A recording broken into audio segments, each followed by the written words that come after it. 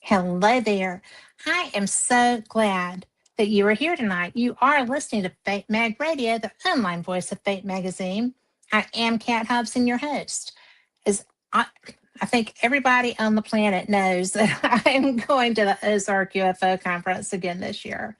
And I'm so excited because the talent at this conference is absolutely amazing. The people they're accessible. It's easy to get to have a conversation, bounce ideas off each other, get some of your theories discussed along with theirs. And it's so easy to learn. It's just absolutely, it's my favorite conference. And I tell people that all the time, and they're like, oh, but you go to all these, big glam, blah, blah. And I do. But this one is, it was the first one I went to as Fate. I'd been to the others as Paranormal Experience before I started doing Fate. And the opportunity that was allowed me the very first time I went was to meet my friend, Stanton Friedman, in person. My other friend, Chase Klotsky, was speaking for her first time there. So we got to hang out. We had already met each other. But this conference is so accessible. Ideas are exchanged. Friendships are made. It's like old home week when everybody starts coming in. And it's like closing camp when everybody leaves. It's my favorite conference. So I say all that to say that I have seen these gentlemen do their lectures before. Not the same one that's coming up, but they're so good, guys. They're so good. And their ideas are very creative, thinking outside the box. And you heard Dr. Melinda Greer a couple of weeks ago. She was on with me. They researched together. They worked together. So you're going to really enjoy this show, I think. So this is Ron C. Myers and Alan Megargle, and they're Bigfoot and paranormal researchers, and their stuff is good. So let's bring them on. Hi. Hi. Thanks for having us on. It was sketchy there for a minute, but here we are. So never say never. Exactly. I live by that. That and it's easier to get forgiveness than permission sometimes. Those are my two rules. Absolutely. So, well, when I did see your trailer, and I don't know what else you would call that, the video, and I love the Bigfoot stories. I live not far, and I drive through the Alabama Bigfoot capital, I guess you would say, of our state. And I didn't even know that's what it was. It's Evergreen, Alabama. And I got off with my grandsons, taking them to the beach one day, and there was a Bigfoot statue by the McDonald's and Wendy's and Zaxby's and everything as you pulled in. And they had a fit. We had to stop and take pictures. And one of my cousins lives there. And I said, have you ever seen Bigfoot? And she was like, oh, Lord, girl, everybody has seen Bigfoot. But me, I have not. I was like, okay, well, there you go.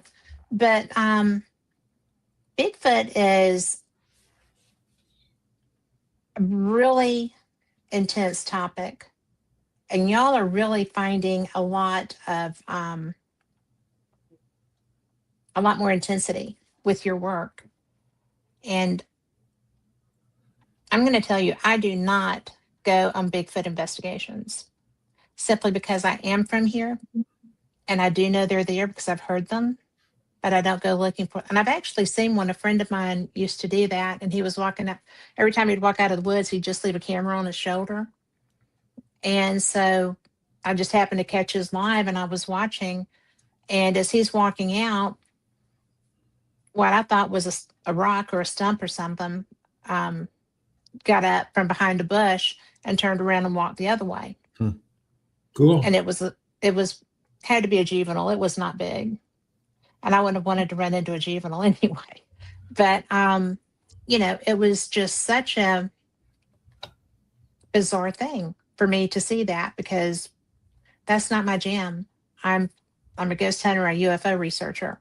So, but I think that I want you to tell us what y'all think about what Bigfoot is, how they, I would say manifest, because I think that they can. But what led y'all on the path that y'all are following? I'd much rather listen to y'all than me. Are you talking about what was represented in the trailer, the book trailer? Yes. Well, it really started with Alan at a place in Colorado. And once he walked through the early stages, I'll tell you how I came to a conclusion about what the nature of Bigfoot is, which is very controversial right now. It's not very common, but I think for me and anyhow, it works quite well. And we've been gathering a lot of data points recently to sort of confirm that hypothesis. You want to begin, Alan? So you're talking about the what happened last summer, basically? Oh, what happened in Church Creek, how we got started, hearing the ARU and so on. Yeah. So there's an area not too far from where we live that I've been to many different times, and I was asked to take some people up there that were friends of mine that have never been looking for Bigfoot. So we took them up there. We had some really interesting experiences. We were using our ghost hunting equipment, and we actually had something interacting with our REM pod way back in the woods very consistently, where you could ask it to come up and touch it and back off, and it was responding very appropriately. And we went up the following weekend to see if we could dig in a little bit more, and met another friend up there who was really interested in that.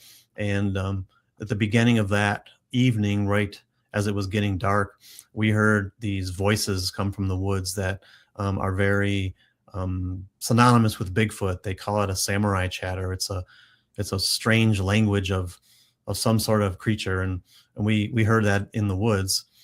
So that prompted us to go back the following weekend after that, third weekend in a row, and we actually had a small group, 3 of us, and we camped out there, and we actually heard those voices again, and we captured just a little snippet on our video cameras, and we were able to actually pull that off and play it for people and try to analyze it a little bit. And it really turned into a whole thing. And then we went back many more times trying to get more data. And we did. Every time we went up there something happened. So pretty much all of last summer, we were constantly working this area, and it paid off in a big way. So that's pretty interesting. So another aspect of this was something we developed called the CE6 protocol. And it really began when we were in Oklahoma with Melinda Greer, Dr. Greer. Mm-hmm. We had gathered around. We were on a resort on a lake. It's not a big resort. It's it's kind of a log cabins and not a massive resort, for tourists and so on. But we were sitting around the campfire, and for some bizarre reason, it occurred to me to do this weird chant that I had learned back a long time ago, and it's the basic vowels that form all language, and they are. Do you know what chakras are?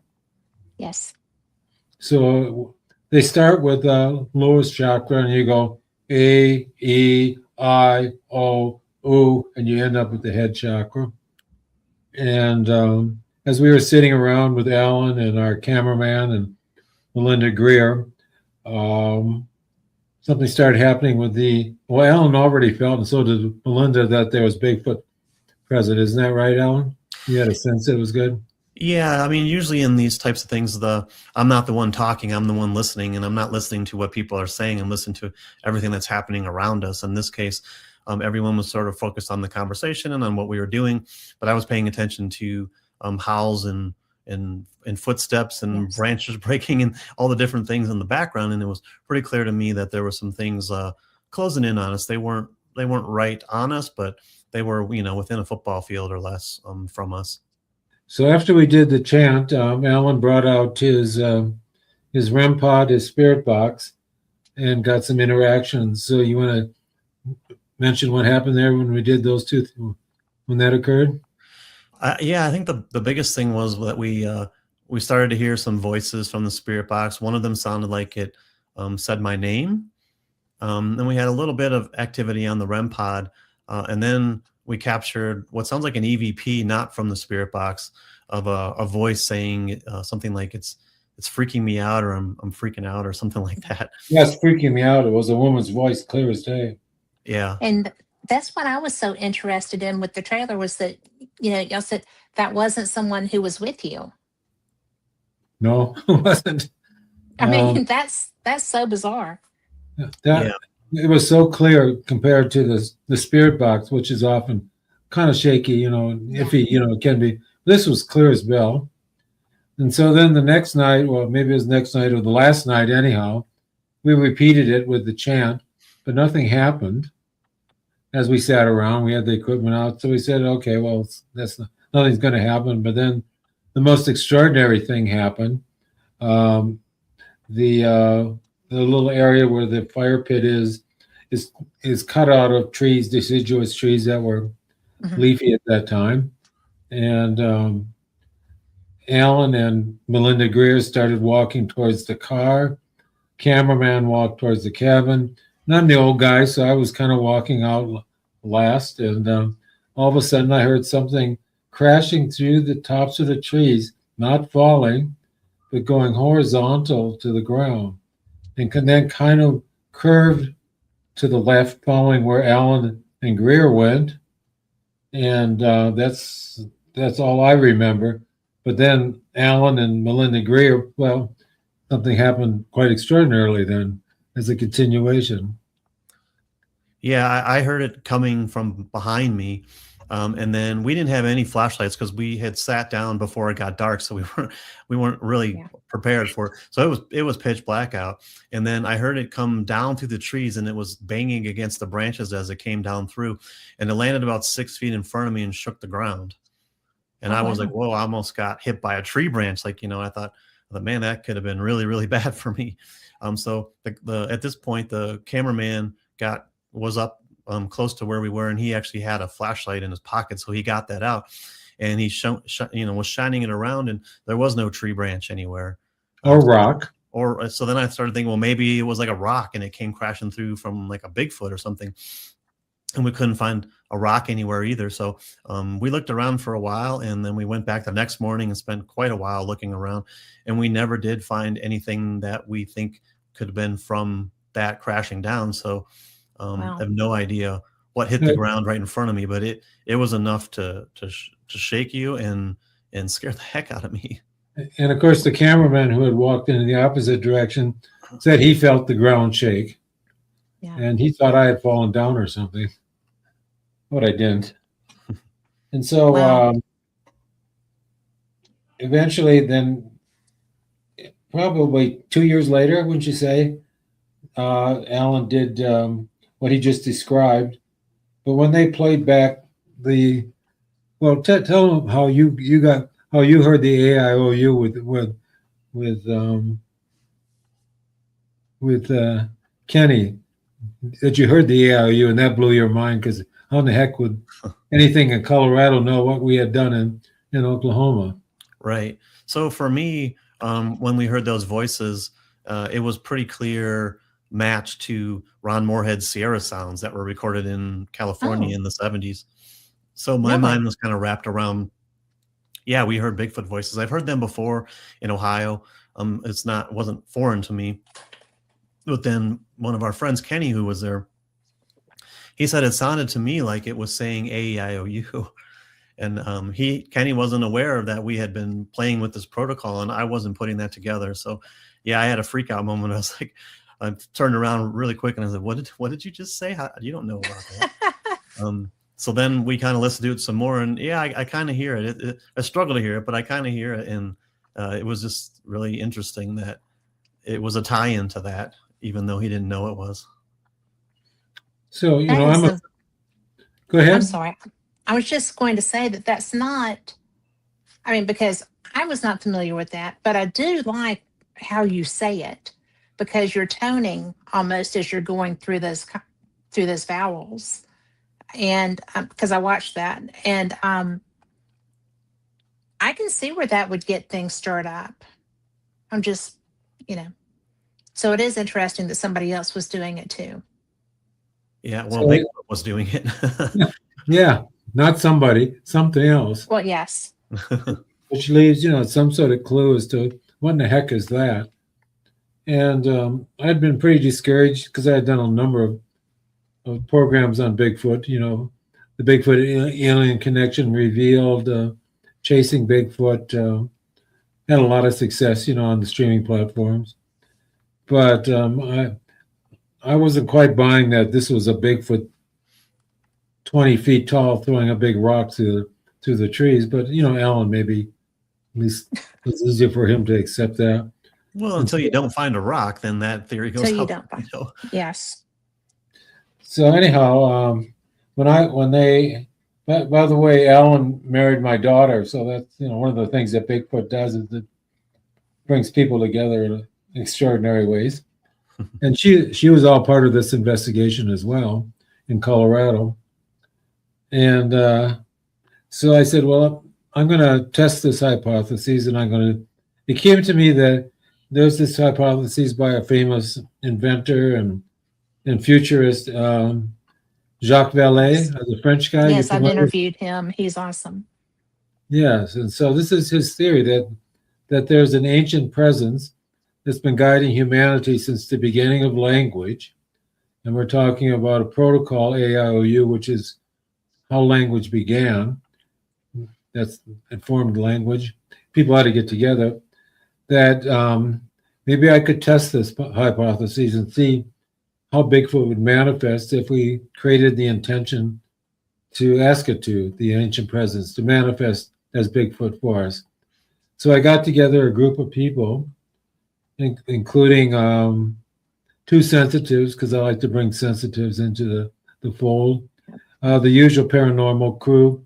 I had a friend, a Russian guy who was a technologist, and he had never experienced anything, so I thought it would just be get a neutral mind in the action, and a cameraman.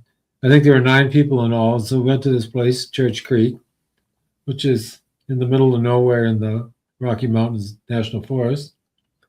And we began, and I also added a simple mindfulness meditation at the beginning, where you close your eyes in the first case and become aware of sensations in your body. It could be an itch, pressure, heat on your face, anything that you'd call a body sensation.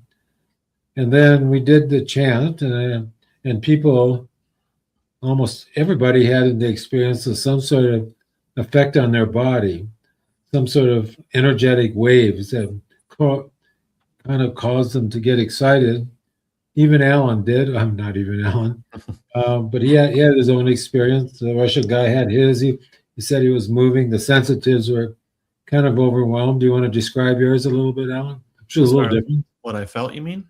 Yeah, what happened, after we finished the chant and people started talking about what they experienced? Well, when we were doing it and you were talking us through it, it was the same kind of thing as in Oklahoma, except this time I heard a lot of these noises a lot closer because, we weren't too far from where we had recorded those voices, and that's where everything was coming from. And I just, felt there's a lot of energy, just a sort of a pulsing of energy, and just that feeling of not being alone, being watched. Just sort of the normal feelings I get when things are beginning to start happening. So a couple of things happened on the recording. One was we recorded a rhythmic beat that out of nowhere, there's nobody around to make as like bum, bum, bum. Maybe Alan can just kind of repeat what that was and why it's not just a random tree knock or something. Yeah, it was a rhythmic, kind of a rhythmic sound, of maybe what, 4 or 5 beats. Yeah, it was 5 beats. 5 beats. And then when I heard the replay of it on our video, it reminded me of like what a great ape would do when they're mad. They do like a chest thumping, and that's what it really sounded like to me, was some sort of physical noise, either hand clapping or chest beating or something like that. We just call them percussions, and we picked up a number of other ones that were percussive. Probably not tree breaks or wood knocks. They were just in the middle, coming out of nowhere. And then for me, because I'm filming all this, I'm the filmmaker and directing, so I'm usually kind of removed because I got to think what to do next. And as we were milling around while Alan was bringing out his equipment to add for the next one, because I wanted to get everybody right away into one mindset, one group mind, one uniform consciousness to invite this thing to come forth. It said my name as plain as day, Ron, off to the left. Yeah. Oh, and we all heard it, and we were like, "Who said Ron?" And no one's like, "We didn't say it." Well, I heard it. It came from right behind him. It sounded like. And I stupidly said, "Not me." I stupidly said, "What?" I mean, did you get an answer? No, not that we heard. Darn. So, I mean, I would say that that's definite evidence that whatever is there knows who I am and knows what we're doing. Colonel John Alexander, who spoke at you know who he is? I do. I know him. He was at the conference, when we last spoke, and I did an in-depth interview with him. And he says whatever that presence is, which is the same thing that's at Skinwalker Ranch, maybe Bradshaw too, is precog. It knows what we're going to do, and it would have to in some ways, especially what happens at Skinwalker Ranch, how it defeats all their equipment. But if it's the same thing, it was not defeating us; it was helping us in lots of ways. It was a whole different sense. We felt that way for a long time now, that it was helping us, not trying to hinder what we're doing. For whatever reason, and it never really affected me negatively. No. But the next thing we did, we focused on sounds in the next meditation, and then did the chant again. And that's when we captured just a ton of Bigfoot chatter. Alan heard it, of course, as did other people. And we got it recorded. And when you see our movie or hear our talk, you'll hear it for sure. And then at one point, between the last and the last chant, it repeated back A-I-O-U for us. It did not. It did. That is so cool. Oh my goodness. Were you just blown away? Well, what the theory is that it's tantalizing us and keeping the mystery away. Like, what in the heck could do that?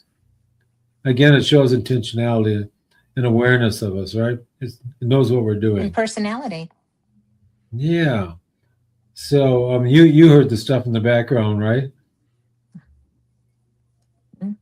When we were doing the meditation on sound, remember, Alan?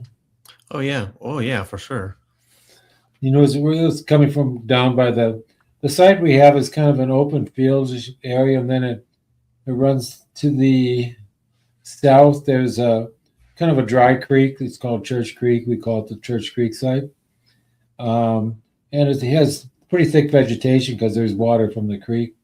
And that's where most of the activity went. So Alan took his SLS camera. Do you know what that is, Kate? The SLS camera? Do we need to explain it, or should we just go on? A little bit, because not everybody is going to be familiar with this. Okay, so Alan grabbed the Russian guy, because he likes Russian guys sometimes, and went down to the creek to see if he could pick anything up on the SLS. And he did. And you want to talk about it, Alan, or you just?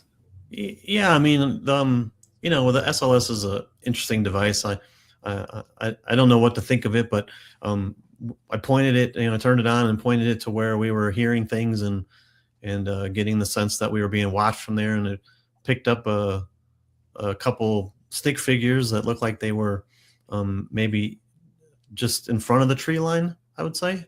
So yeah, it's just another, you know, piece of the puzzle. I don't think in and of itself it's enough to say one thing or another, but when you start combining with all the things that are happening, it gets to be an interesting piece of evidence. Yeah, well, Dimitri. it is. I'm sorry. Go ahead. Well, you know, I'm a paranormal investigator, so I'm fascinated that you're using equipment that I use in your experiments and in searches. So I'm also fascinated that you're getting evidence with them, because that's not always easy to do. You know, it doesn't always happen. So I'm not one of those people that every time I go out, I think that I've got evidence of, you know, I don't always get interaction if there's not anything there.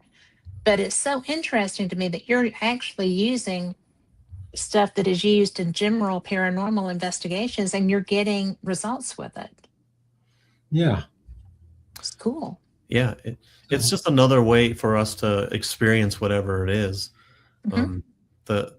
And it's difficult to do documentary films when you're talking about these kinds of things without having something to sort of help people understand that things are really happening. Sure. We're not just, it's just not me sitting in the woods being like, oh, I feel something here. There's more. I mean, there is that, but there is a lot I've more. been out with paranormal investigators that do that all the time, so it's okay. Which is great, and people probably are having experiences, They but are, it's yeah. really hard to convince an audience that, you know, things you are need good. something to show. Yeah. And those are great tools to do that with. Should we go on and say a few more things that happened, or? Oh, please do. So I love this. I mean, just so you know.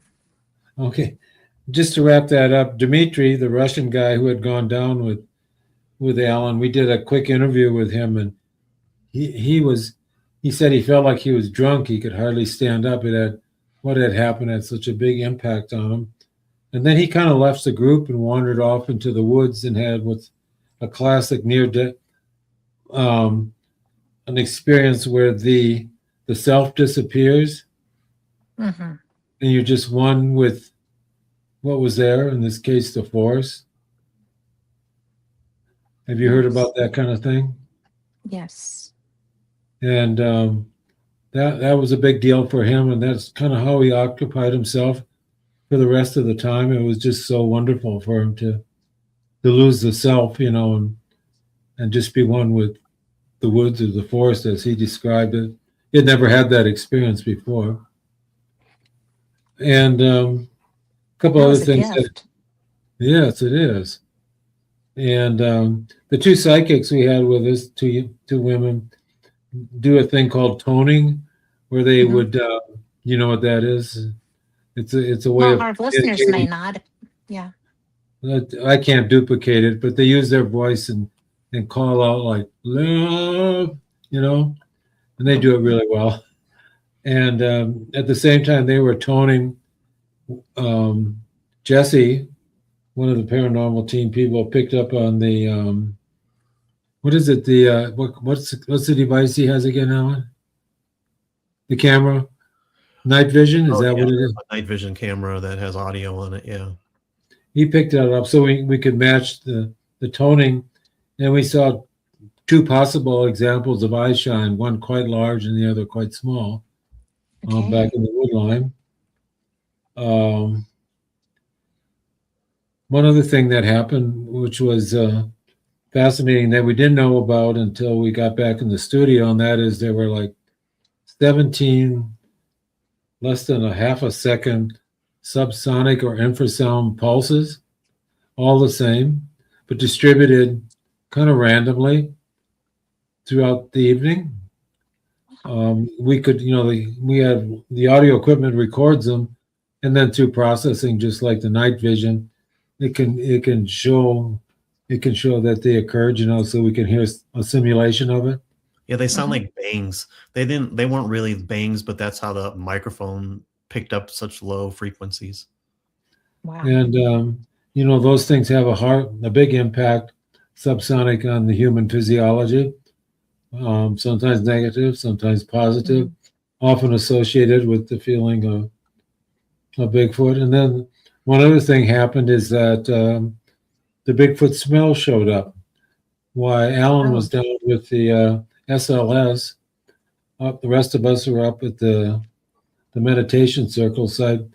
The smell showed up. It was the same smell that they heard when Anna, my daughter, and his wife, and Jesse recorded the clear Bigfoot chatter up on the trail, where they had the same smell. And then it showed up again in Sedona a week ago. Yeah.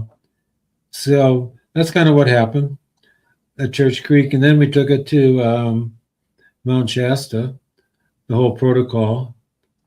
And again, we were at Ascension Rock. And of course, that's one of the most sacred spiritual places on the planet.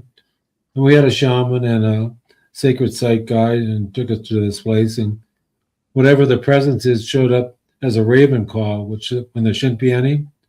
So during the 9.5 minutes that we did the chant twice again, the protocol, it punctuated words, and it only showed up, I think it showed up like 29 times during the 9 times, and nothing before, nothing else. So there, and the raven is, in mythology, the gatekeeper between our world and the spirit world, if you want to keep it simple, or the other world, the non-physical world. So we're getting the idea that this presence can do all this. In other words, we relate it now to UAPs. If they can move things around without, that defy gravity and our physics, all the things we experience, it could do too. It would be relatively easy compared to moving an object as fast as they were doing it, when these Navy pilots recorded the event. So when you'll see all this in our PowerPoint when we talk at in Eureka Springs, and you'll be able to hear it and see it. And I think it'll be good for people. Well, I think it'd be fascinating. And then just last weekend, we went to Sedona to this massive conference with about 750 people. Are you familiar with it? Sedona. I haven't been there. So I've been to Sedona, but I haven't been to that conference. So it happened things happen for us, like a synchronicity. Chris Bloodsaw, have you heard of him? Mm-hmm. Yes. He was supposed to be the main card to do a sky watch one of the evenings, and he bugged out. And through a contact we have, we were the replacement. And so I thought, well, okay, it'd be neat. We could maybe scale it up, see what happens if we have 30 or 40 people, what happens then? Yeah. Well, as we got closer to it, it was not like 30 or 40. It was going to be 200 people in a football stadium. So that changed things.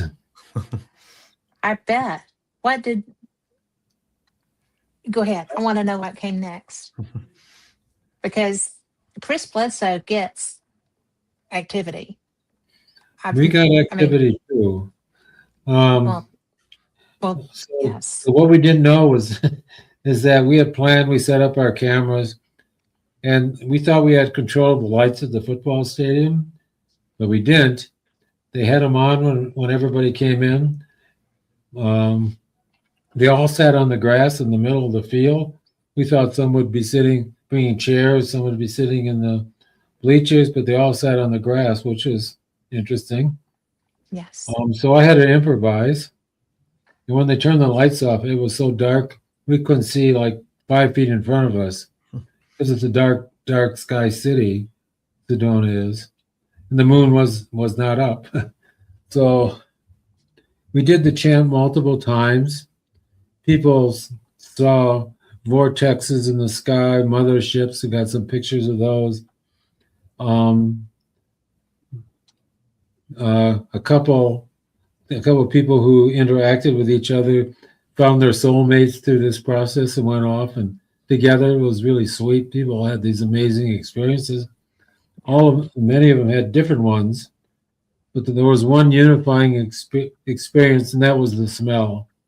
The smell returned, and everybody in the group smelled it. I did.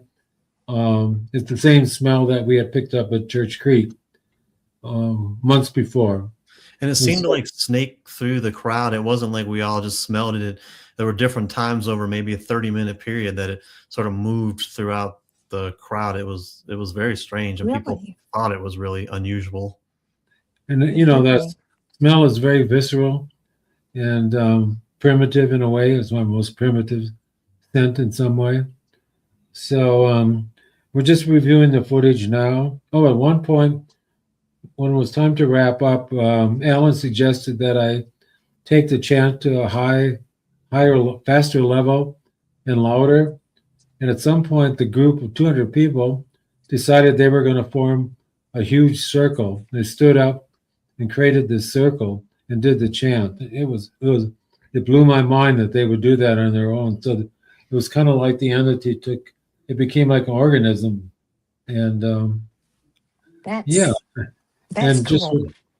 Just recently, and you'll see this when we go to Eureka, that on the thermal, we got a thermal. I picked up 4 UAPs that showed up in a very short period of time, just like the rapid anti-gravity things that they recorded, going at extraordinary fast speeds. No contrail, nothing like that, but a hot central area, solid entity, body of something or other. Totally unexplainable what that could possibly be. So this is a little preview of what people will get into more in depth. And then we plan to offer the protocol to people who'd like to join us for one at a nearby location. I'll have a car.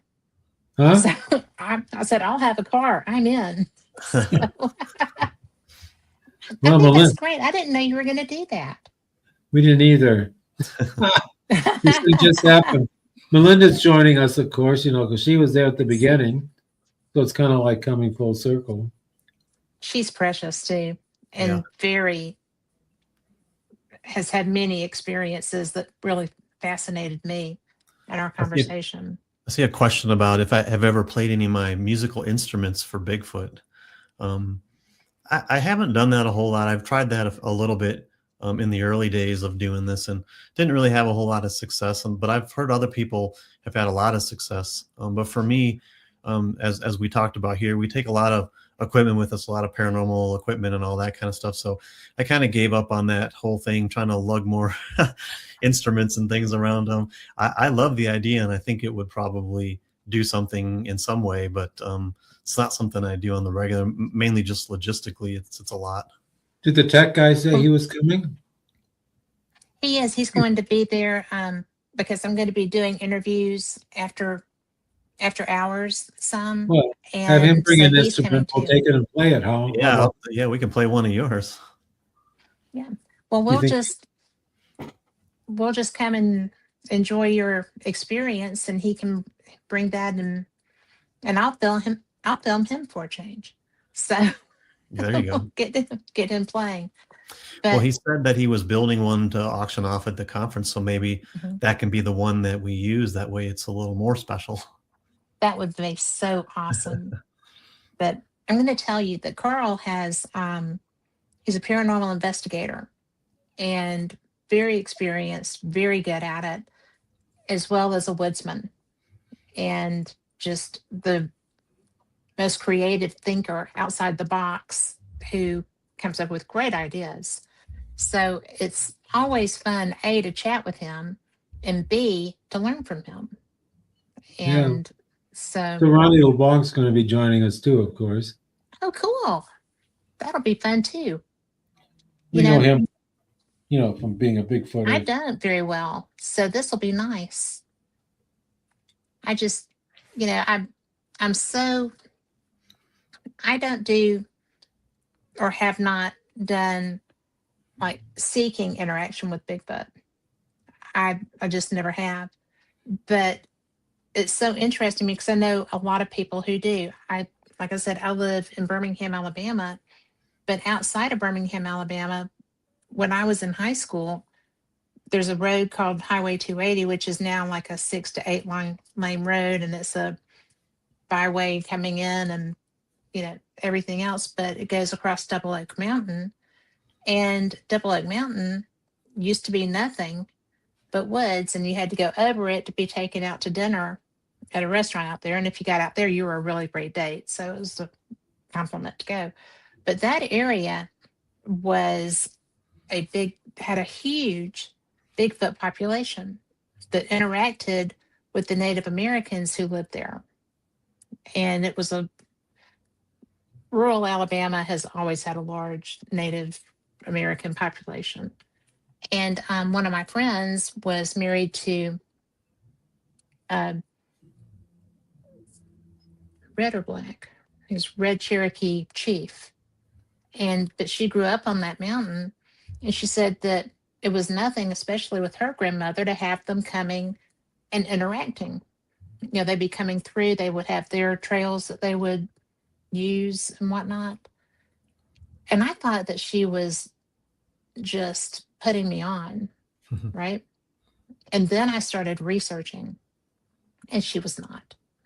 And not that she would have anyway, but I just thought she was yanking my chain. And so she is probably about 20 years older than me and has the best stories to share about that.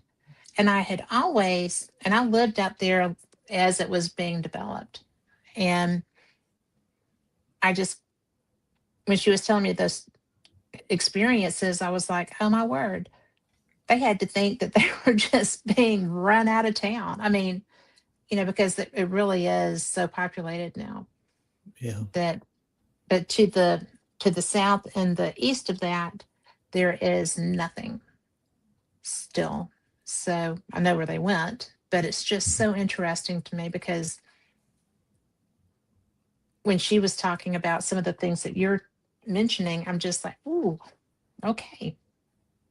It's cool to have other people talk about it too. Yeah. So that's kind of a preview of what we'll be doing there. My hypothesis is the same as Jacques Vallée's, is that what Bigfoot is right now is that presence. It masquerades as Bigfoot. It masquerades as a raven. It can do anything like that. It can masquerade as a UAP. It has that capability, and it keeps the mystery alive. The analogy I use in the book, the book that's coming out, is that I already have it. It was good. Huh? I already have it. It's good. You do? I do. Wow. I ordered it. So. Way to go. Is that if you're living in a house and there's a lot of temperature changes outside and you don't know what a thermostat is, and you don't know that you're connected to a air conditioner and a furnace, you're probably totally can't figure out how the temperature stays so nice.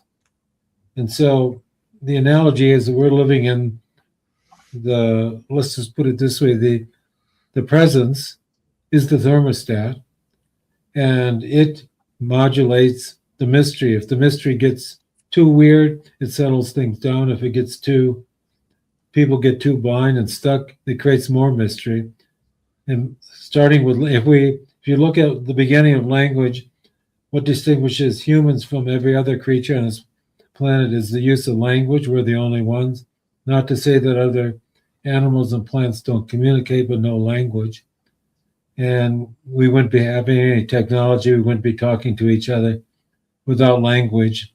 And it seemed to me, at Church Creek in particular, the presence was saying, look at language. It's really important. And we now have another example of another alien entity called a large language model, the artificial intelligence. It's based totally on language, the relationship between words. And so there's a connection that's saying somehow or another we got to pay attention to that. And that's kind of our message. That's my summary. It's Bigfoot is this ancient presence masquerading as a Bigfoot in any way it can. Because if it can move these things at speed, UAPs at speeds that defy all known physics, doing a little chatter is going to be pretty easy for it. I don't know. You want to summarize yours, Alan? Where are you at right now on this? I mean, I don't know where I'm at with all this, to be honest. I gave up trying to figure it out. I just I enjoy having the experiences. They're meaningful, and they seem to be guiding me in certain directions. And it just is what it is. I just let it be what it is. It seems to be really interested in what I'm doing, and I'm obviously really interested in it. So I think it's a good partnership in some weird way. Yeah, we work together quite well in the sense that we feed off of each other as what to come next when we're doing an investigation. And that's really cool. And I think it's sort of unique. And if you come with us, you'll see how that happens. I'm excited to be seeing that. You know, there's so many ways that with all of the anomalous topics that are out there that show up at the different conferences that we go to and things of that nature. When I was first talking with Ray Hernandez, I did not know that much about him. And I know that you interact with him too. Yeah, Ray put us in touch with Melinda. Yes. And, I think that that's one of the best parts, because he is, with his, greater realities, with all of the work that he does and his friends and associates do, there's so much out there. There's so much connectivity in ways that we don't really know, without being in a position to educate ourselves and realize what's actually happening. And I think that that's one of the things that I like about your work, is that you are taking some of that mindset into what you're doing. You're using ways that people generally don't to research Bigfoot. And, I've talked to people that did the Olympic project, is it, up in Washington State? Yeah. And sure. Yeah. And other things, a young woman that was doing that. And I was just like, I don't know. How do you feel when you're out there? Because she was out there by herself. And her husband made a big thing to put on top of her truck to be, secure sleeping or whatever. But and she was so drawn and interacted so much that she didn't feel threatened at all. And I found that amazing, but because of the connectivity and interactions that she had, it wasn't something that terrified her. I myself might have been terrified to be out there like that alone. But I don't think alone in the woods is ever a good idea. But I mean, well, I'm not a woods woman. But it's just so well. No. Okay. But not that I don't love it. A lot of my friends used to. We have a place here called Lake Purdy, which is in that area that I mentioned where my friend had grown up with interacting, and we used to go there and camp out. I camped out twice. It's the only times I've ever slept on the ground. And it was just like, oh my goodness. My grandma used to laugh and say that our idea of camping out, of roughing it, was, the lobby of the Holiday Inn. And that might be true. But it's just kind of, there's so much to learn. And I wanted to ask you, because I have heard from different researchers that, are you familiar with the triangle here in Alabama? Or not the meadow. It's an area of pretty high strangeness. And oh my goodness, Trey Hudson is the gentleman's name that is the researcher that has come across this in some of their experiences and had an interaction with a craft. And it was very, lots of experiences with that. And it's, I think that he has put out, I don't know if he's put that documentary out or not, but it'll be called the Meadow Project, I think. But it is a lot of high strangeness in an area where I know that there's a lot of Bigfoot activity.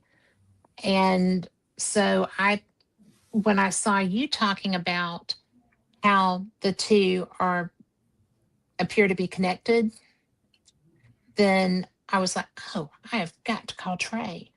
And I think you would really enjoy a conversation with him and maybe coming to his area to do some of the experiments that you're doing. And I would love your permission to put you in touch with him. Yeah, I've heard of Trey, but never met him or talked to him. Yeah, that would be of interest to us for sure. So Alan comes to Alabama. He does work there. Huh? Alan comes to Alabama quite frequently. Oh, you told me. Yes. And I had asked what you came to Alabama for in your work. Oh, I'm down in Huntsville for some defense contractor work. Okay. Well, there's a lot of really great ufologists there. So the Scientific Coalition for UAP Studies is a group that, if you haven't already, you should connect with. I'm a member of that. Okay. So it's a lot of people that are way smarter than the average bear. Y'all would love them. But have you already hooked up with some of them since you're coming so often? No. Well, it's you probably like it. They're really rocket scientists, and probably your mindset leans that way too. So. Yeah. Okay. Sounds good. But I just think that have you read Trey's book? No. On the Meadow Project?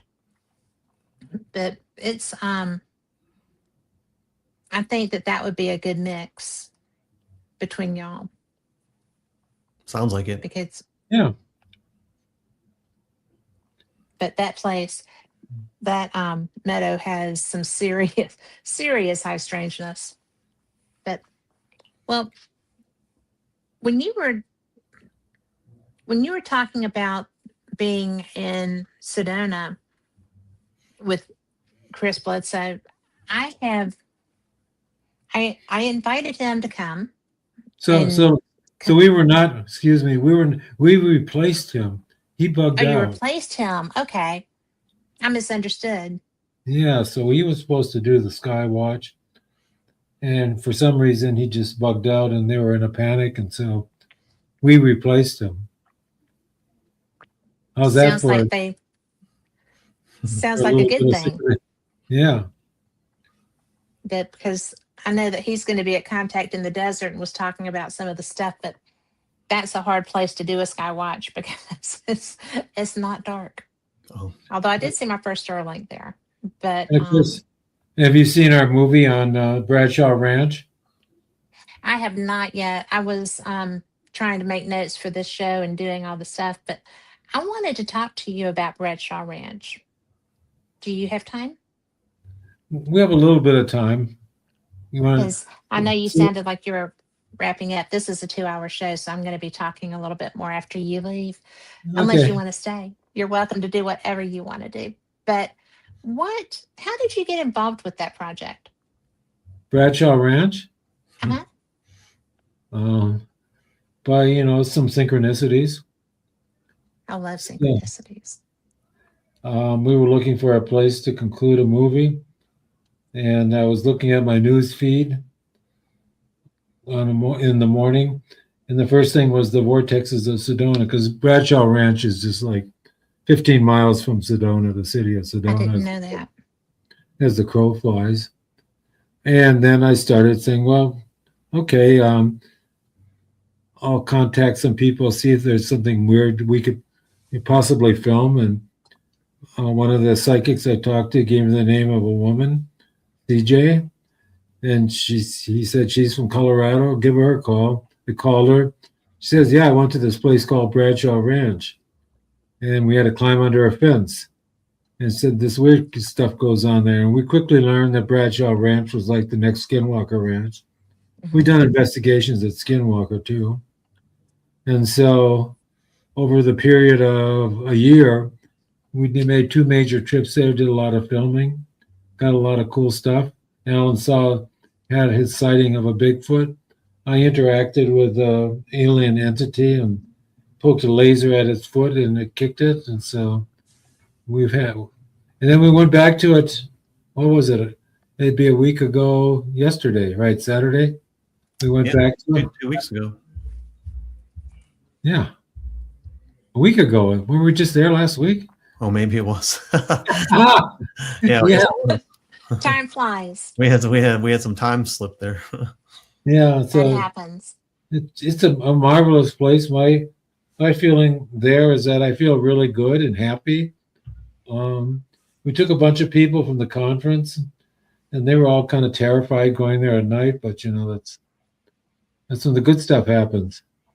It is. So Alan had a bunch of experiences, and I just sat around and felt good with the last member of our group who had high heels and she couldn't walk around too much. So we just bummer. What kind of experiences did you have, Alan? So me and a small group, a couple of us, we stayed behind for quite a while. We were out there until maybe 11 o'clock at night. And we were doing a spirit box session near an area where I had been zapped, I guess, 3 years ago when I was there. Some sort of energy had hit the top of my head and made me pretty sick for about a day and a half. And I was sort of painting the woods with my flashlight, showing our group, this is about where I was up on this hillside up over here when that happened. And then I turned my light off and there was a pulse of white light that came back just over the top of the trees that flashed back. So we did a spirit box session there, and my buddy Jesse did a Bigfoot call, and we had a Bigfoot call response almost immediately, but it came through the spirit box. Wow. And I've never experienced that before. And we were filming, so I haven't had a chance to pull the footage and look at it yet, but because we were just there a week ago, right, Ron? That's right. We were just on an airplane a week ago right now. That's right. But it was pretty mind-blowing, yeah, to have something like that happen. That sounds Yeah, and then we eerie. we were in one of the buildings, and there was something messing with us. It was first scratched on the walls, and then something was up on the roof, and we could see there was a little hole in the roof. We had a thermal camera, and we were looking up at the roof from inside, and there was a heat signature on top of the roof looking down through this little hole. And when we have on video where you look up at it, and then it moved away from the hole, you could see the heat signature move away. And then we heard it banging around on the roof, and we ran outside, and we couldn't see anything. At some point it jumped into the tree that's right next to the house, and again, it's right there, and you just can't see it. It's not on the thermal. I can't see it with any lights or anything. So I don't know what it was. It could have been an animal of some sort, but it was exciting, whatever it was. Well, that would be exciting. It's cool when we get interaction with things, and especially when they're interested in you. Yeah, I actually have something staring at us or peeking at us.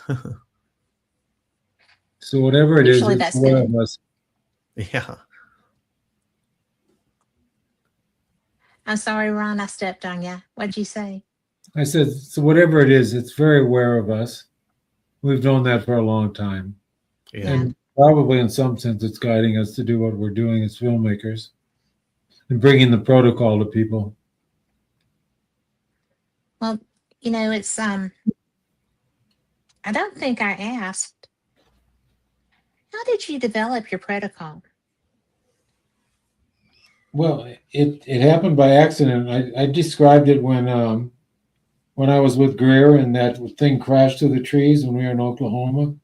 It just came to me to do this primitive chant that I had learned from my enlightenment teacher. I don't know why I wanted to do it. I'd never done it before. That's the way things happened for me.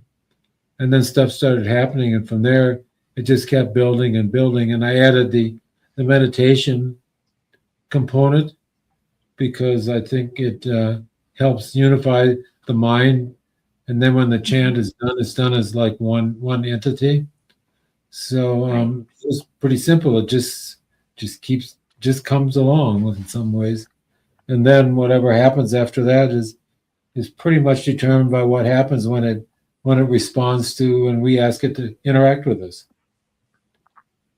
Well, it's an exchange. Unpredictable. It's a mystery, as I said. For sure. Well, I'm sure they think that we're weird and unpredictable, because we are. But I think that had to be it was interesting that you had that sound crashing down at you, but it had to be so trippy, especially when you couldn't find anything that had fallen.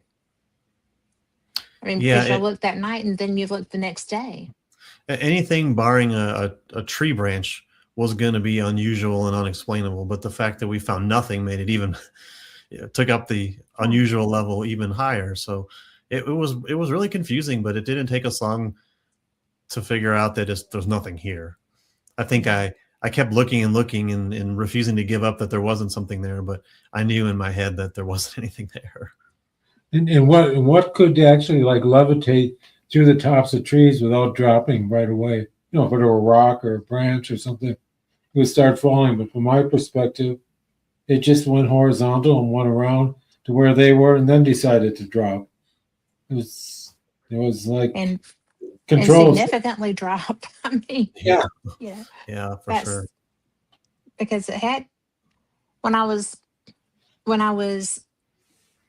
seeing and reading this, I'm just like, oh my gosh, that had to be so alarming for one thing, because it sounded so big and was creating such a force that for there to be nothing would be definitely a weird sensation the next morning. I mean, I can't even fathom that.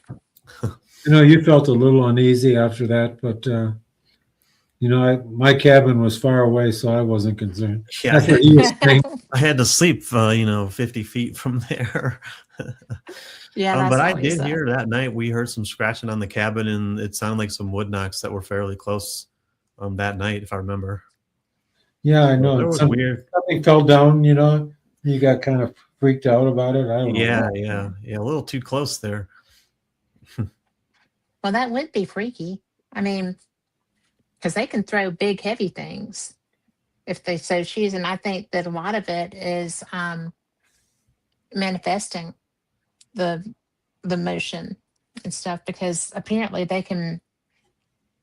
they are high strangeness. Their abilities appear to be just vast and varied and powerful.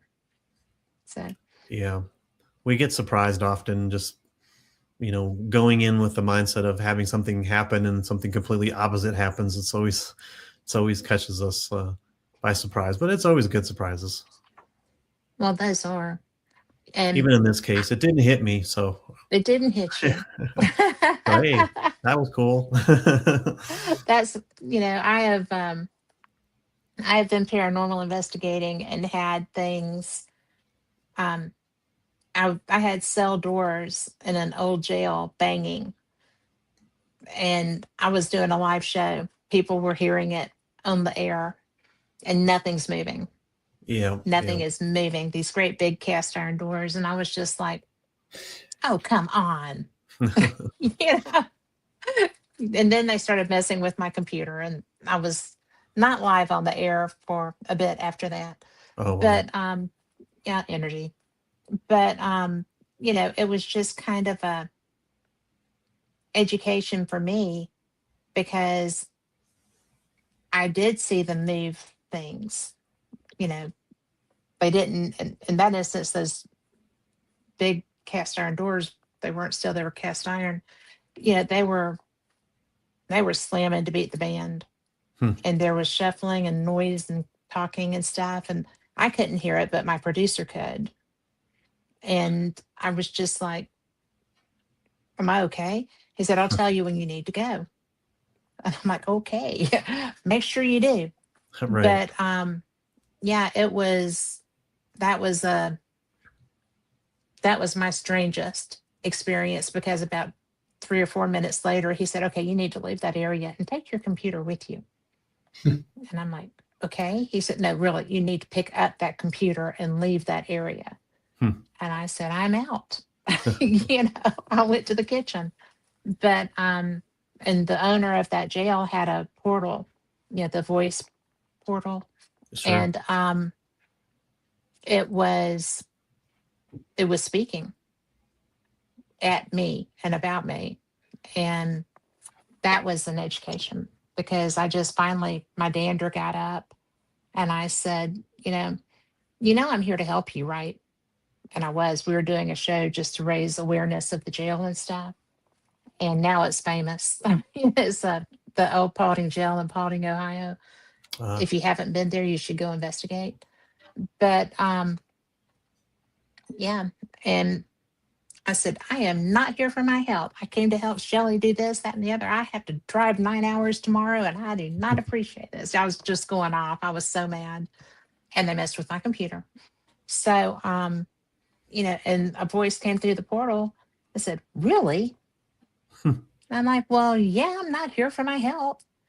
I was really mad. But it was a very weird experience, because that was the first time that I had seen anything happen like that, where there was a physical threat, but the noises I was hearing weren't being generated by anything I saw moving, and they were slamming. So it was very strange. Yeah. And I think that to be in the woods and have something coming at me would be very disconcerting. Not even necessarily something being thrown at me, but I was doing a home investigation, and we were outside, and there was stuff moving around us outside. And I found that to be very disconcerting, because I didn't have any way, there wasn't a defense. You do not have a defense other than communication that you can create to maybe get them to understand. Because I'm not here to be ugly. I'm not here to be, an enemy. I'm just here at the homeowner or the property owner's invitation, kind of a thing. And I don't think that would work with a Bigfoot. I don't know. I've never, to my knowledge, come across one. I've smelled one, and I've seen one on my friend's video as he was walking out of the woods. And I was so glad I wasn't there. Perhaps in 2 weeks you will. I'm hoping. So is this going to air before the conference? Well, we're live now. Oh, we are. And so should we end with inviting people to come to the conference? As inviting them to come, don't you think? I think. I mean, they know I'm going to be there, and they know y'all are going to be there, and now they know who y'all are, if they didn't before. And it's really, the more the merrier, I think. Absolutely. Can I ask you a question? Which one? You. Sure. I mean, like I'm not already asking questions, but you are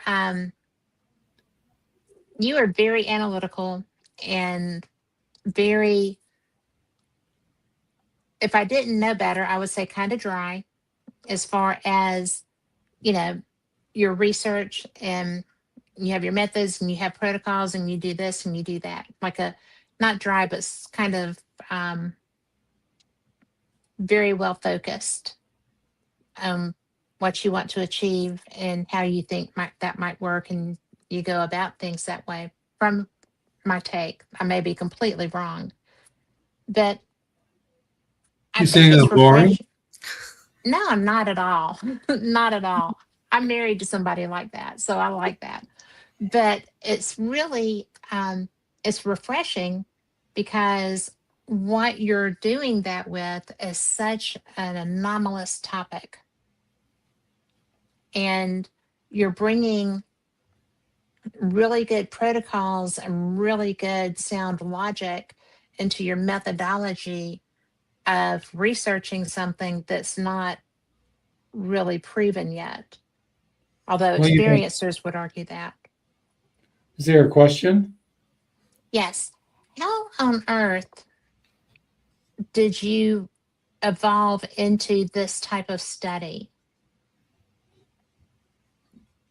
Well, I had a long tradition of being involved in meditation and searching for the truth, whether in science or, let's say mystical experiences. I looked into Buddhism and Hinduism, all these Eastern religions. Mhm. So, but I've also, peer-reviewed scientist in behavioral cybernetics and paleontology. So I have a certain amount of rigor that I bring to things in terms of the way I approach them. But basically, I'm a filmmaker, and I've done, feature films for kids, educational product, directed Hollywood stars. So run a multi-million-dollar business, distribution production company. So, one has to be somewhat grounded to do all that crap. Mhm. But and in some sense, what the way Ray Hernandez talks is that he wants an umbrella for all these phenomena. He wants to bring them all Yeah. together because he thinks that's the only way we'll really come to understand them and what's going on and what's important. And so I kind of adopted that point of view, and it really came about because of the guy on the other screen that he introduced me to the possibility that Bigfoot itself and how it shows up is a kind of experience that belongs under that umbrella. I think Ray adopts that now himself, Yeah. and certainly Melinda Greer does because she's part of Yes. a group that's looking into these experiencers. So I fall in the category of an experiencer, and so does Alan, and yeah, I guess you do too. So we're all part of that, and we bring our own perspective to it. If they were all like me, maybe that wouldn't be good because he's different than I am. He's much more of a sensitive. I don't mean like because he's kind to people, he might be, but he feels things in ways I don't. Yes. But I have my own way of these things emerge like the protocol just out of the blue for me. I have these kinds of synchronicities that show up, which is a slightly different hit on the paranormal because they all go together, and we need all of us doing our own way of approaching these things because everybody has blinders through their approach. Yes. Not just me, but probably you and maybe Alan. Not he's just perfect. Well, Is that good? or he wouldn't have been allowed to marry your daughter, right? Yeah, it's been a good thing. Yeah. She's probably even a little more sensitive than you are, wouldn't you say, in this realm? Oh, for sure. Yeah. Yeah. And she's a filmmaker as well. We're all filmmakers. That's another thing that unites us. So can I tell Alan something? I'm going to have Paul, my editor, put together a little video piece on these UAPs I recorded on the thermal. and we'll Dropbox them to you, and we'll conclude the PowerPoint with them. Yep, And I'll sounds tell good. Nancy, huh? Sounds good. And I'll tell Nancy to change the title to The High Strangeness of Bigfoot and UAPs, and that way we can get UAPs into the storyline. Kind of started with it and ends with it then. Makes sense. That's going to This be is how we such a work great together. presentation. Huh? It's going to be such a great presentation. I I'm hope really so. looking forward to it. No booing Hey, on y'all your were part. great before. Mm. So, Well, y'all it'll are be some good of to the see. people that I use as examples about the conference. Cool. So, what's your relationship to the conference? Are you part of it in some official way, or are you just somebody that's helping I'm out? media for it. Okay. You know Nancy? And I do. Yeah. That's who we deal So, with. well, Bonnie's who I deal with primarily. Who? Bonnie, I don't think we know Bonnie, do we? no, Holly, brain poot. Sorry, but it is Holly. So, Okay. but Nancy is pretty cool. Phil, do you know Phyllis Galdi, the woman that owns Fate magazine? I do not. I don't think so.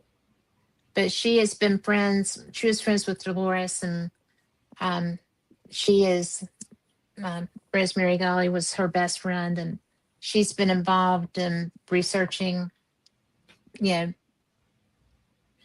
all kinds of things. She has had some of the best experiences, Is she going to and be there? no, she's not. She had a health crisis, and she is still rehabbing and doing great. She actually is doing fantastic, but You know, she is not going to be there. She sends me to go do things now. we did interviews with Rosemary and Stan, probably their last ones. Did you know that? I did not know that. I did. I interviewed Stanton the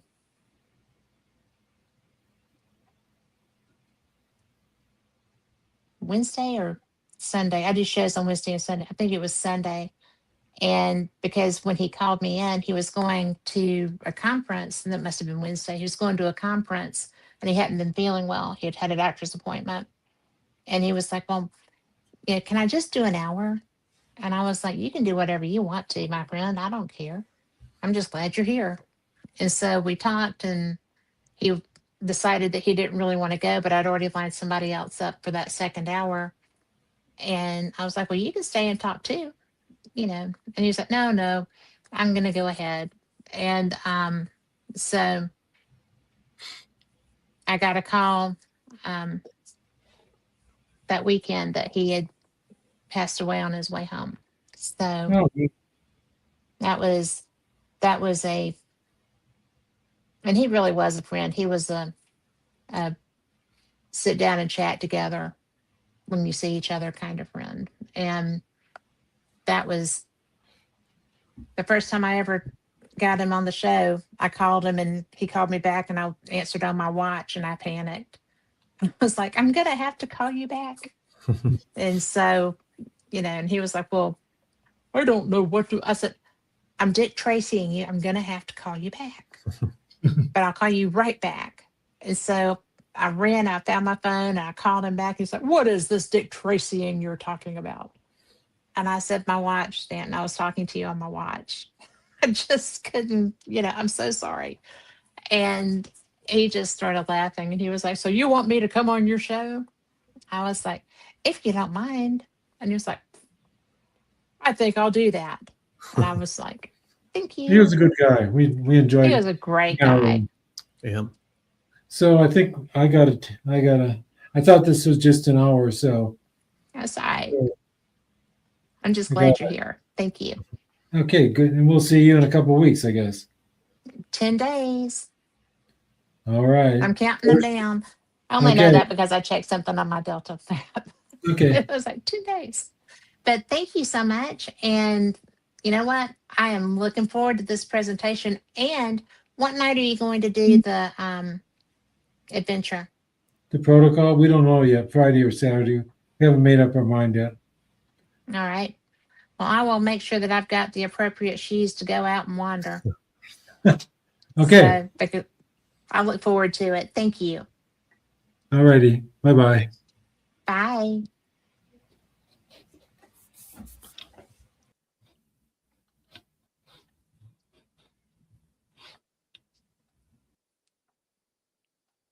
And with that, I am still here, and I'm going to turn this around because I am using my iPad. Uh-oh. Okay. Now, so I had such a good time with that conversation. And if y'all have not had a chance to read the book, Carl, we've got that book cover in our, let's see, I'm just not going to do that right now, but it is going to be such a great lecture. And to be able to go out and actually follow their protocol, if you can go and look at the video, excuse me, the video, which I'm going to have a picture of here just in a minute. You just won't even believe that these people are able to accomplish what they're doing. It's fun. There you go.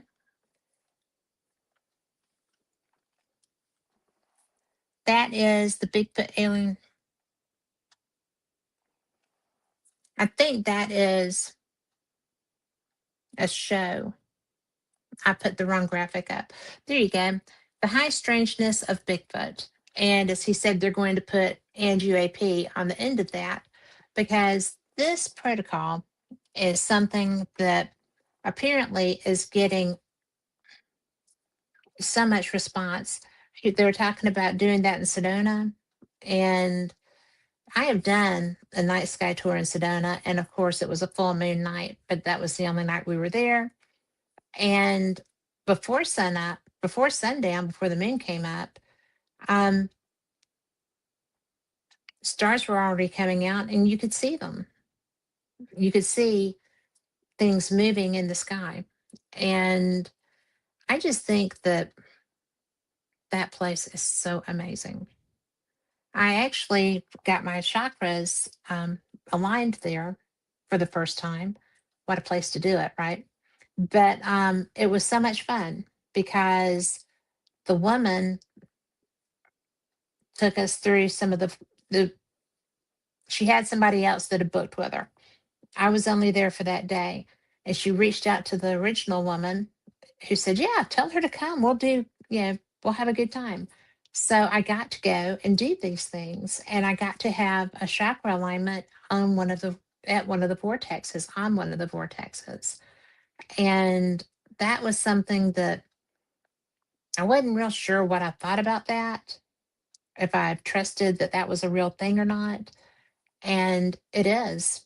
So I was still having a little bit of um, newbie reaction to some of the more spiritual things because I had not really been exposed to that where I am. So to get to have that experience was pretty cool. I actually love what I do because I get to go and find these places and do these things. And I think that that's pretty cool. I'm very blessed. So I just don't even know what all to tell you because I know I've been talking y'all's ears off about this conference. It is such a great place to be. And I'm excited because now he has said that they are doing the protocol during the conference. I didn't know that. So I'm going to do it. And it's probably going to turn off freezing, maybe not, but we just never know. The very first time I went, it was 70 degrees in the afternoon. And it was maybe, no, the morning. And then it was maybe 30 by the time that we got out of the sessions and break for dinner. And poor little Mark D'Antonio had sleeves and maybe a suit jacket, but it was not a good thing to be him. And I actually went into town and bought the ugliest sweater I've ever seen in my entire life. But it was just, oh my goodness, it was hilarious because it was cold. But Mark D'Antonio is going to be there. So he's one of the keynote speakers with Steve Bassett. And y'all may remember Stephen Bassett. He was the gentleman who, he is a actual lobbyist on UAP in Washington, D.C. And when he was coming on with me, he had lost track of time. He was calling in on his cell phone. He just ducked into a coffee shop off DuPont Circle and called in. And that was one of the best conversations ever with somebody who I could only see corners of his face. And he was so amazing. And so that was actually the start of a good conversation set. He's a really nice man. And so he is one of those people that you just don't really know what you're going to get with him. And I know I'm going to break all kinds of protocol and I'm going to read you something. But he is one of the most recognized political activists in the world, pressing for formal disclosure and of an extraterrestrial presence engaging the human race. And he's the founder and executive director of the Paradigm Research Group, PRG. He has spent decades working to end the government-imposed truth embargo surrounding the UAP ET reality. Bassett has organized multiple disclosure press conferences at the National Press Club in Washington, D.C., briefing journalists, researchers, and political leaders on evidence of its extraterrestrial presence. And it's actually helped move UAP ET disclosure from the fringe into the mainstream media. So that's pretty good. It's one of the reasons that I wanted to talk to him, and one of the reasons that I have so much respect for him, and I do, is that when I was at Contact in the Desert time before last, I have a lot of friends who are authors who are relatively new to the game, but have been experiencers and researchers for a lot of years. And they're putting books out, they're putting information out. And Steve went to them. And I heard more than one conversation because it's a small room, right? And he's like, I'm going to put you in touch with my publicist. I'm going to get you out. We're going to get your book out. We're going to get you out. We want you talking about this stuff because it's real and it's true. And, the information needs to be out there. And I mean, I was just a fly on the wall, right? Waiting on my friends to finish what they were doing. And I had so much respect for this man because, yes, he wants this to happen, but also he wants to bring other people along with him. And a publicist is hard to get if you're new in a field. And he helped them get publicity to get their information out and get their books out. I just think anybody that's willing to help someone else like that is special. A lot of times, people that already have their place in the sun seem to be afraid of shade, and he's not one of them. So I think that's pretty amazing. But he, along with Mark D'Antonio, are the keynote speakers, and Mark is pretty amazing too. He is, you've probably seen him on all these shows. He's one of the most known people out there as well. And it's it's just one of the things that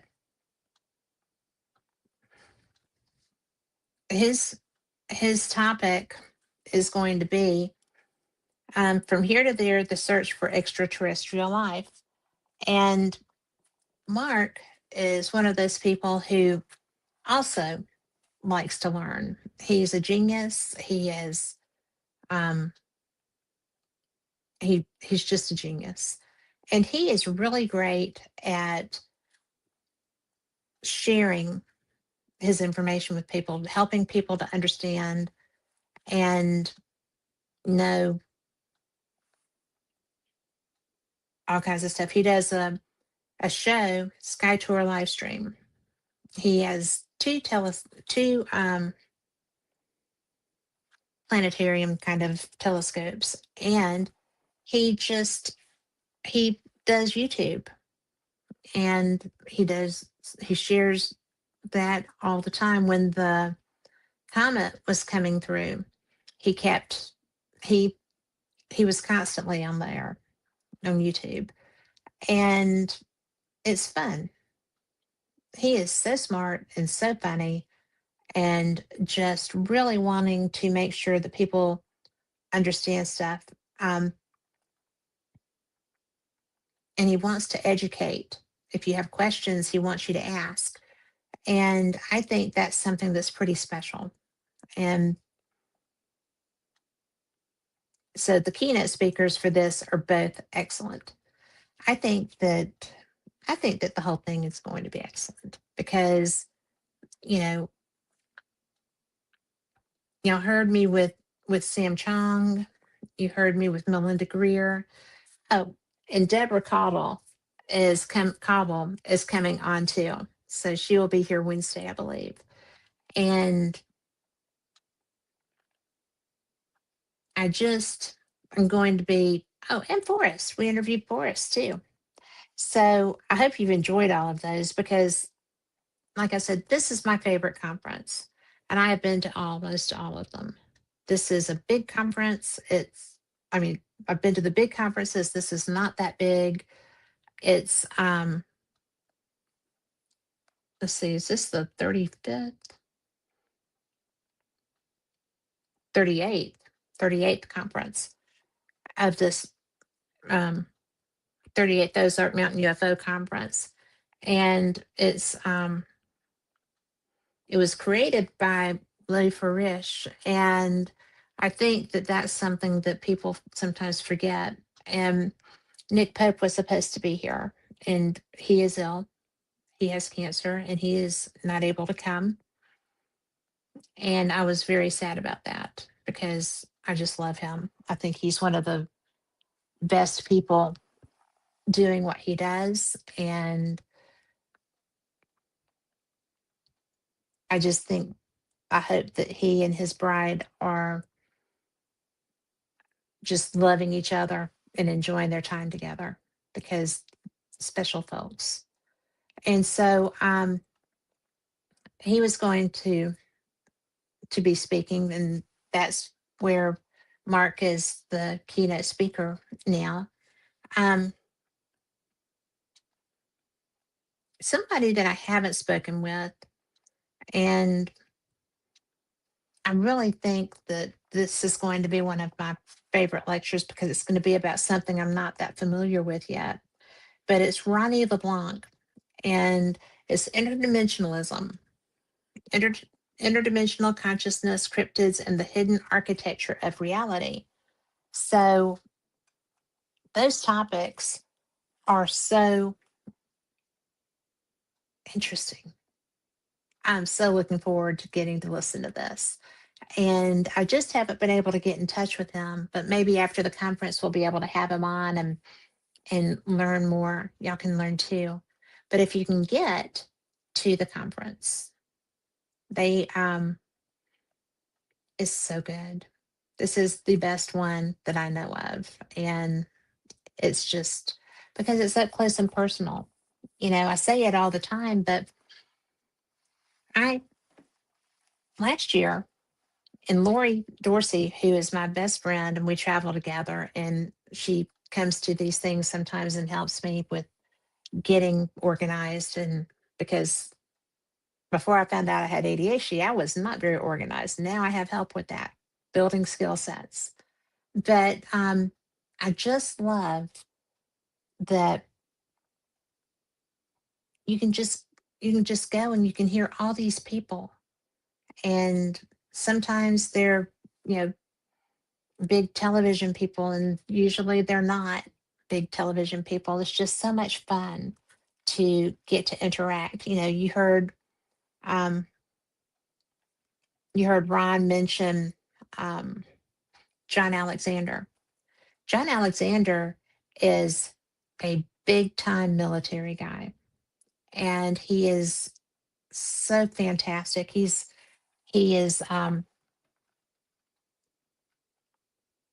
he's just funny, but you wouldn't know it until he started talking, right? So it's fun. And when I first met him, I had just been researching the Men in Black phenomenon. And he told me a Man in Black story. And so I was just like, oh my goodness, that is the coolest thing ever. So we started talking about the different writers that I had been reading relevant to the topic and stuff. And it was just neat, you know. And so then I go to the um, SCU, Scientific Coalition on UAP Studies conference, and there's John Alexander. And that was fun because he's just a nice man and very informative. And one of the things I've learned is that if there's a topic that you're not really sure about, or something that interests you, but you don't know how to go about researching it really, you don't know a good source or something of that nature, at this conference, the talent is right there where you are. It's a big room, everybody's sitting in there listening to the speakers. And it's just brilliant. It's a brilliant setup to be able to have questions. I mean, you know, don't monopolize, just conversation. And everybody's pretty much eating breakfast in the, you know, hotel restaurant, or, you know, dinner. I go down into Eureka Springs, but, you know, it's just nice to be able to interact and interact with other experiencers or people that are just curious and want to be there to learn about this stuff. And, you know, we're 10 days out. I'm so excited about that because hopefully I'm going to be able to do some Facebook Lives from there and just kind of keep people up to date on what's going on. And hi, Noreen. And thank you for being here. I appreciate that. And I'm on my iPad because there was a glitch with my laptop connecting. But I would, oh my gosh, thank you for talking to Anthony. So, Anthony Peake, she's friends with Anthony Peake, who is one of the nicest men that I met at Contact in the Desert when he was speaking there. And he gave me his card and told me that, you know, I just enjoyed this and everything else. And so when she was in my chat, when I was talking about Contact, she knew him. So she told him that, you know, that I had said those things. So thank you for that. But yeah, well, she said Anthony looks forward to being a speaker and because he loves it. And that's because he's good at it. We always like to do what we're good at, right? I think so. And Noreen, thank you so much for letting him know I said hello. But see, that's another example. This is a great big world, right? And so there's just things work out, synchronicities. The world is full of synchronicities. And I think that's cool too. So if you have someone that you would like for me to interview, reach out to me. I'm on Facebook. You can go to Fate Magazine Radio or Fate Magazine Radio Live, or Catherine Hobson, and message me, find me on Facebook. And, if you want to come on and talk about something, then, if you have some work that you're doing, I would love to talk to you. I have no problem at all with bringing people forward. I think that if we don't do that, then we get stuck in kind of a rut sometimes. Th- It's not a it's not a rut in a bad way, but sometimes it just is. And there's so many ideas out there, so many fun things. I have a friend who is a witch, and she is an author, and she wrote an article for Fate magazine and submitted it. And so when she came on with me, we got to know each other, and I invited her on, and she was talking about um, her article that she had written for Fate magazine. And she said, and I just never heard back. I guess it didn't get published and whatever. So I was talking to Phyllis, who owns the magazine, later, and I was like, oh, I interviewed somebody who had submitted an article, and it was Johnny Appleseed was a time traveler or an abductee. But anyway, it was a different take on the Johnny Appleseed story. And Phyllis said, I did publish that. And I was like, did you? And so she knew, because she's Phyllis, she knew exactly what edition it was in. And she got 2 copies sent to my friend Cheryl, who now has 2 copies of her debut article that was in Fate magazine. And I just thought that was the coolest thing, too. Synchronicities make the world go round, and it's fun to see them when they happen. But, that kind of, it's not really camaraderie, but it's relationships, just the relationships that you can build through these conferences, through just knowing. And I, that's exactly it, Noreen. She says it's great to chat and listen to other people. It gives different perspectives and ideas, and that's how we grow. Yeah, and that's why the shows and conferences like Contact are so good. And that's exactly right. And Contact is probably, Alien Con may be bigger now, but they do a lot of them. But Contact in the Desert is a once a year thing, and it used to be held in Joshua Tree, snakes and scorpions included, right? And in fact, Tracy Dolan, Richard Dolan's wife, was there my first year, and I was in open toed sandals. And she was like, isn't this great? I was like, I love this location. She said, yeah, and you get to wear open toed shoes too. No snakes or scorpions. And I was like, I do not do snakes or scorpions. So I was really glad that they changed that venue too. But, it's and that's another thing, you know, when you go to these and you talk to people and you become friends with people that you might not have ever come across anywhere else. And it's fun. And they're generally open minded, lots of fun. Or they are open minded, or they probably wouldn't be there, right? But it's just a cool thing. If you can ever get to one of these, you don't have to go to the great big ones. I mean, the talent is, Ancient Aliens obviously is the Ancient Aliens guys, plus other people.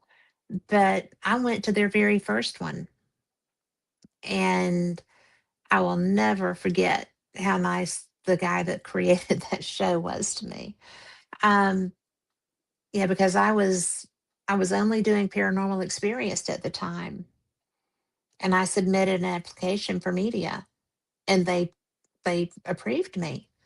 So it was Santa Clarita, right outside San Francisco, or a bedroom community for San Francisco.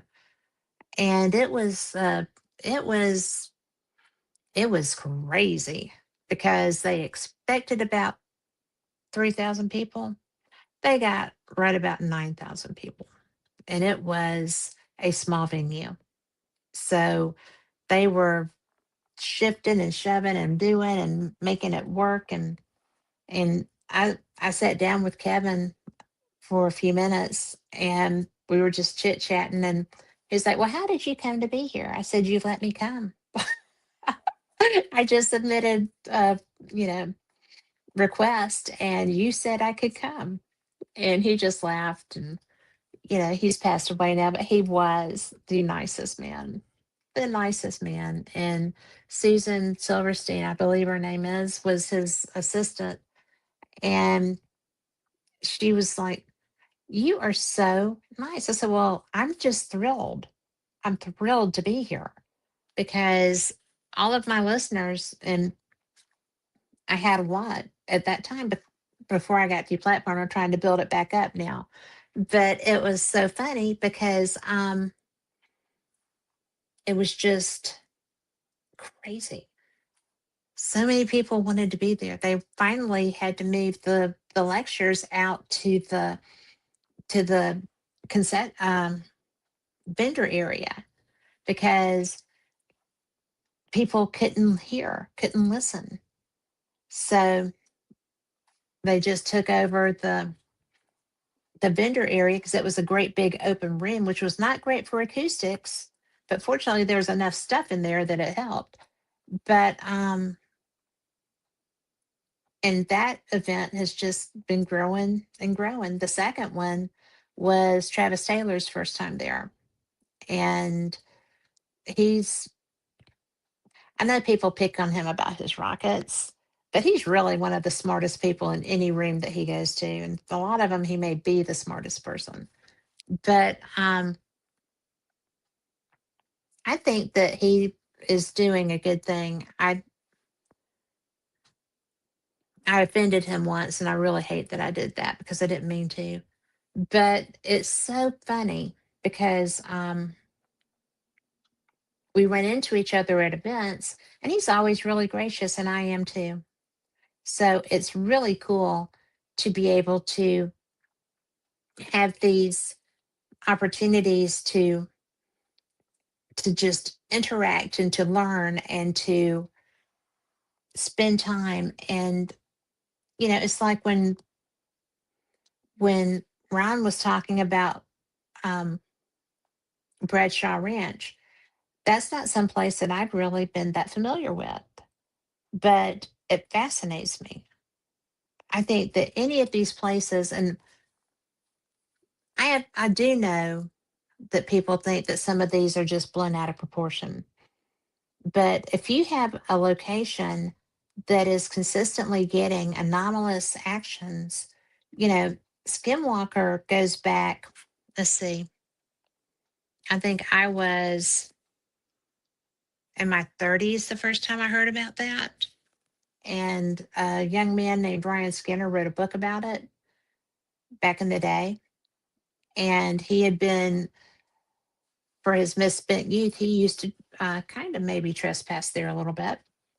And he had experiences. And, it was something, really something to read about all this stuff. And I never dreamed that when I became an adult and, you know, not just a mom, but a beba and, doing all these things, that this would be what I would be studying and researching and presenting to my listeners. It's just one of the things that blows my mind. And it's such a gift. I feel like it's such a gift to be able to be even on the fringes of these conferences and learning and seeing what all is out there and getting to learn from someone like Stanton Friedman, who, you know, he was my friend. We didn't really talk about, you know, a lot, but we just kind of hung out when we got together. And I would sometimes pick his brain if I had a question about some of the stuff. I went to the Nuclear Museum in Las Vegas, and it was after he had passed. And I really wished that he were still here, because after I saw that, I had questions, because he worked there in that desert when they were developing that weaponry. And he had a lot of knowledge. He wasn't just a ufologist. He was he really was one of the best physicists, scientists that there were. And he was also, he was just a good human. So there are a lot of people that knew him a lot better than I did that I know miss him tremendously, because he was that guy. So I miss him a lot too. And I'm just so fortunate. I'm not going to lie. I am so fortunate and so thankful that I get to do these things. And I'm appreciative of the fact that I have people like Carl in my life, and his bride, Tammy, and, my friend Denise Pridemore, who is the host of the Paranormal Pride, who's on hiatus right now. And the gentleman that y'all are going to be able to meet through the show soon, the three J's, who are going to be coming on with me separately. And I'm going to introduce y'all to the men of the Dark Realm Network.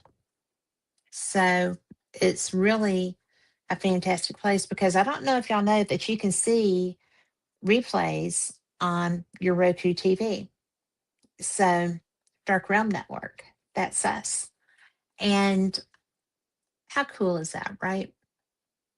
Because when I lost my platform, I was deplatformed by a couple of social media things, and I'm the most boring little old lady on the planet. And I got yeah, there you go. But it's just so amazing, because you don't know who. Sometimes you don't recognize who is in your corner and has your back, because for whatever reason, Denise has been one of my best friends for a long time. Carl has been a good friend and will always be a good friend. It's just amazing how things work out, like the Things Network. But anyway, I'm just going on about the weather, I reckon. But it's a big thing. It's a good thing. And I appreciate so much having the friends that I do, the people that are into the paranormal with me, that I can investigate with. And, it's so funny, because Denise is such a psychic that, you know, if you investigate with her, she's going to know everything when you get there. It's so funny. And my other friends who are, Mark Elliott Fultz, he is the best psychic I've ever come across, who does all the things that he does. And it's so, if you investigate with him, it's just because he already knows, right? It's so weird, because I will be getting something, and I will go and say, I need you to come here. He already knows. It's just like cheating, right? Too funny. But if you have any questions, or you want to know whether it's about places to stay or eat, or what conferences are the absolute best that you are kind of like must sees, or you know or if you have something that you think is the best place in the world to investigate, or the best conference you've ever been to, because I do paranormal conferences too, but they are if I do them, then I am not as able to speak to, or I don't get to listen to the um, lectures so much because I'm there as a vendor for Fate Magazine and Paranormal Experienced. But I just love learning, and especially from people that do what I do with success. I want to know how they're doing it too. So that's fun. That's fun to me. I like to learn. But I will say that the come on, brain, Gettysburg Battlefield Bash is a really good, strictly paranormal conference to go to. They support children with cancer and the Wounded Warriors. And both of those are fundraisers close to my heart. And I think that that's probably one of the best. I know where that money goes. And not all conferences are fundraisers. Sometimes they're just conferences, but that one's a fundraising conference. And everybody pays their booth fee to help with that. Everybody, they'll do raffle tickets or whatever. People donate a lot of things. And, I like that they let you help them help others. I think that's a big deal because, it's just, we're a great big community and we're supposed to be able to bring our skill sets and what matters to us to help other people too. So get out there and do that. But I'm going to go. I appreciate your time so much. I hope you enjoyed them. I think that they were great guests. And if you have any questions, just hit me up. I'm on Facebook under Catherine Thompson and Fate Magazine Radio. And I'm on YouTube. I'm on all kinds of things. And just got questions, let me know. If you want to come on, let me know. I would love to talk to people who have some different ideas. I think that's the best thing to do. And Noreen, thank you again for letting Anthony know that I said hi. I think that he really was so cool. And I have a message now in our things chat from Jeremy York, who is one of the good guys also. And I'm going to have to go back and look at that because it got away from me too quick. But at any rate, be blessed. Thank you so much. And I will be here Wednesday and next Sunday. And then I am heading out, going up to Arkansas. I may be here the following. Got 10 days. I board my plane in 10 days. So that's plenty of time to get some chatting in here. Thanks again. Take care.